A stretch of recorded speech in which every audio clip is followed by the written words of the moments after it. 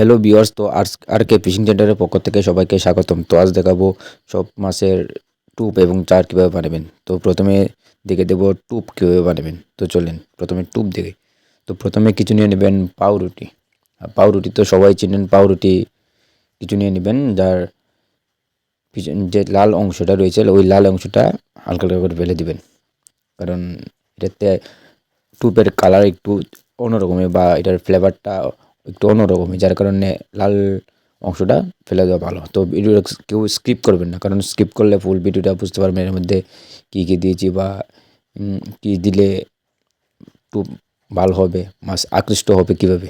তো আমি একদম ভিডিওটা লং না করে শর্টকাটে দেখানোর চেষ্টা করব। তো দেখে নেন আমি কীভাবে যে এই লাল অংশটা ফেলছি। তো যেহেতু আমার লাল অংশ ফেলানো শেষ, তো তারপরে এই একদম মানে পুরা গুঁড়ো করে নেবেন, যে পাউরুটিটা একদম গুঁড়ো করে নেবেন, কারণ যাতে এর মধ্যে অন্যান্য যে মিশ্রণগুলো দেওয়া হবে ওই মিশ্রণগুলো ভালোভাবে মানে মিক্স হয়। কারণ এটা যদি সব ধরনের যেহেতু টুপ বানাবো, তো মিশ্রণটা ভালোভাবে বানাতে হবে কি, এবং অনেক কিছু প্রসেসিং থাকতে হবে। অনেকে দেখবেন ভিউর জন্য অনেক কিছু করে, 10 জাত 15 জাত, এমনকি অনেকে 20 জাত পর্যন্ত দিয়েছে। তো এরকম করবো না, তো শর্টকাটে দেখাবো। তো পাউরুটি আমার গুঁড়ো হওয়ার শেষ, তারপরে দিয়ে দেবো কিছু ময়দা। ময়দা অনেকেই চিনি, আবার ময়দা অনেকে বলবে ভাই পাউরুটির সাথে ময়দার কী সম্পর্ক।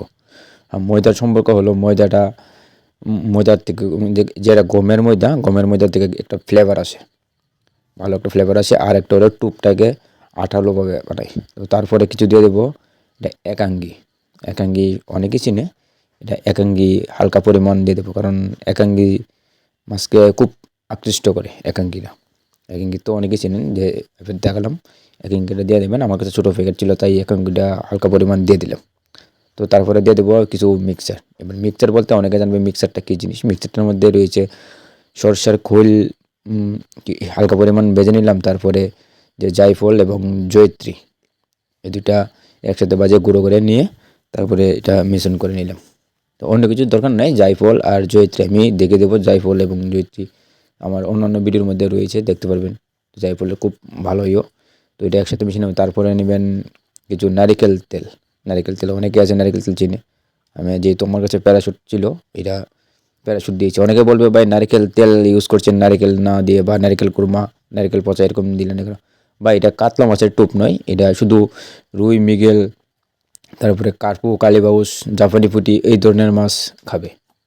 বা এটা এই টুপে কাতলা কোনোদিনও আসবে না, এটা কাতলা খাওয়ার সম্ভাবনা খুব কম। কিন্তু তারপরে কিছু দিয়ে দেবেন মধু।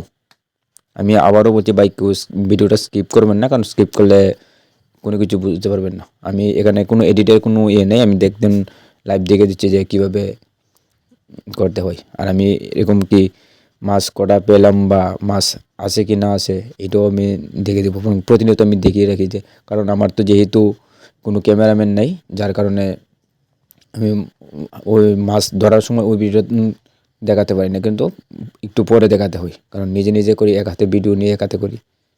তো চলেন তারপরে দেখেন কী কী দিচ্ছি। হালকা পরিমাণ একটু জল দিয়ে দিলাম, জল দিয়ে হালকা হালকা জল দিয়ে টুপটাকে একটু আঠালো ভাব করবো। কারণ প্লিজ কেউ, আমি আবারও বলছি ভাই কেউ এই ভিডিওটা স্কিপ করবেন না, স্কিপ করলে বুঝতে পারবেন। আরেকটা কথা হলো, যারা আমার এই চ্যানেলে নতুন রয়েছেন প্লিজ চ্যানেলটি সাবস্ক্রাইব করে পাশে থাকবেন। আর যারা পুরাতন রয়েছেন, যারা সাবস্ক্রাইব করে আছেন, পুরাতন রয়েছেন, তাদের জন্য অসংখ্য ধন্যবাদ সাবস্ক্রাইব করার জন্য।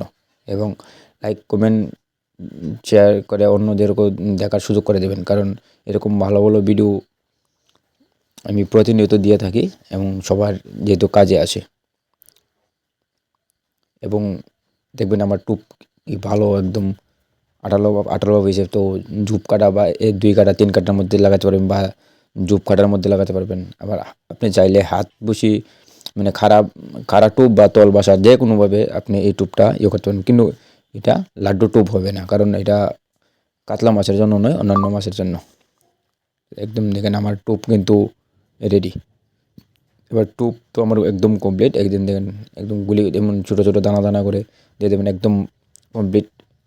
আর মাছ এতে খুব ভালো হবে। তো তারপরে দেখে দেবো চার কীভাবে বানাবেন। তো লাল মাটির সাথে কিছু মিক্সার আর ছিটানি দিয়ে দিয়েছিলাম। লাল মাটির সঙ্গে কিছু ছিটানি নিয়ে নিলাম। ছিটানির পরে আমরা চার, যেহেতু আমি ছিটানি দিয়েছি তো চার বেশি পরিমাণ দরকার নেই, হালকা পরিমাণ একটু চার নিয়ে নিলাম। মিষ্টি চার, মিষ্টি চার অনেকে চিনে, অনেকে আবার বলবে ভাই মহুয়া চার কি নাই, অন্যান্য চার নাই কেন? ভাই অন্যান্য চার লাগবে না বা মহুয়া চারও লাগবে না, মিষ্টি চার হালকা পরিমাণ দিয়েছি এবং সাথে কিছু একাঙ্গি। একাঙ্গি অনেকে চিনে, একাঙ্গির পরিমাণটা একটু বেশি লাগবে। আমি দেখিয়ে দিলাম একাঙ্গির পরিমাণটা একটু বেশি লাগবে, কারণ যেহেতু এখন নতুন সিজনের মধ্যে একাঙ্গিটা একটু বেশি দিয়ে দেবেন। দেখেন আমি প্রথমে আবার বলছি, লাল মাটির সাথে কিছু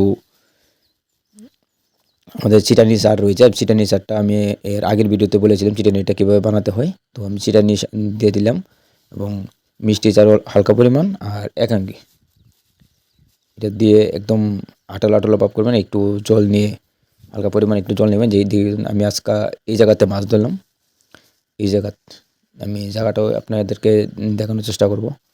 যেহেতু আমি এক হাতে করছি এই জন্য আমি একদম বসি টসি নিয়ে যে হাত বসি এবং উইল টুইল নিয়ে আসলাম যে এই জায়গাতে মাছ ধরবো বলে। তো দেখেন আমার একটু জল দিয়ে এটা আঠালো আঠালো ভাব করবো, কারণ এটা গুলি গুলি করে বা বল একদম বলের মতন আকৃতি করে তার এটা পুকুরে ফেলবো, যাতে ওইটার গ্রানে মাছ আসে এবং আপনার ওই টুপটা টানে মাছে।